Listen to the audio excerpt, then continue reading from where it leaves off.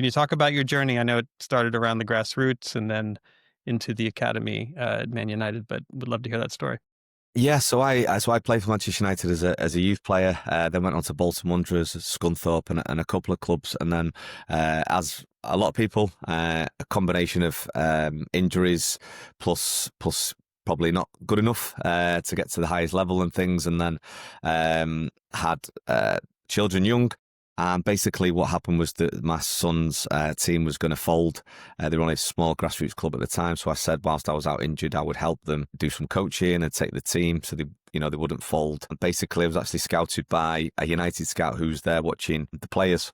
I think he just liked my mannerisms, the way I was, just very relaxed on the touchline and having fun with the players, and obviously saw that maybe the connection that I had with them. So yeah, I think I trained with them once during the week, and then they had a game at the weekend. And then he just asked me would I like to come into Manchester United, have a conversation with Tony Whelan and Les Kershaw back then. But I didn't have any badges. That was literally me just helping out. You had to have the basic, I think it's level 1 now to do it. So they sort of said, you need these badges to do it. So I went away and did them, just to cut a sort of long story boring really. I did the B license, which was split into 2 parts back then over the sort of the next 3 years, and then just phoned them up really. I'd been in at Blackburn for a little bit. They'd asked me to go in and do some academy work there, but obviously United was on my doorstep.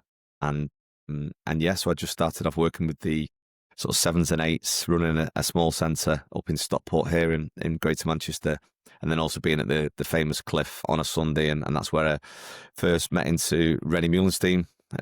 Obviously went on to be skill development coach, then first team assistant coach at Manchester United, and we very much sort of went down a curve route with Rennie at the time. And then obviously as football changed, as football's progressed, we changed a little bit, but yeah, and then ended up being there 21 years. So did pretty much every age group all the way through to sort of 16s.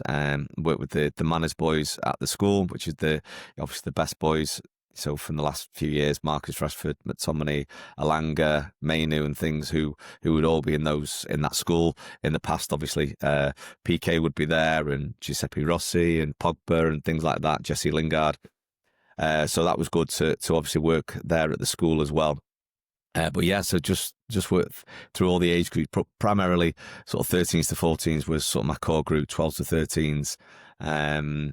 But obviously we'd dip in with the older ages as and when. But I would say sort of my core years were around the 12s to 14s year, really. I can't imagine this is a typical route into the Man United Academy coming from the Grassroots. So, do you consider, how do you kind of reflect back on that and also compare yourself to other coaches coming into the academy? 100%. So I think at the time I was I was definitely the youngest coach at Manchester United at the time.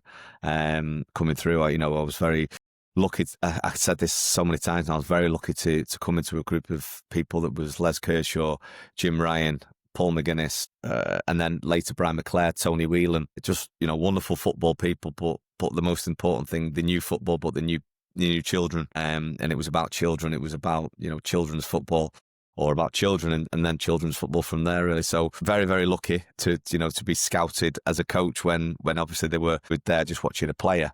And I look at my son now. My son's going down the same route. He's coaching in Grassroots. He coaches in schools. He's just started work with Liverpool soccer schools.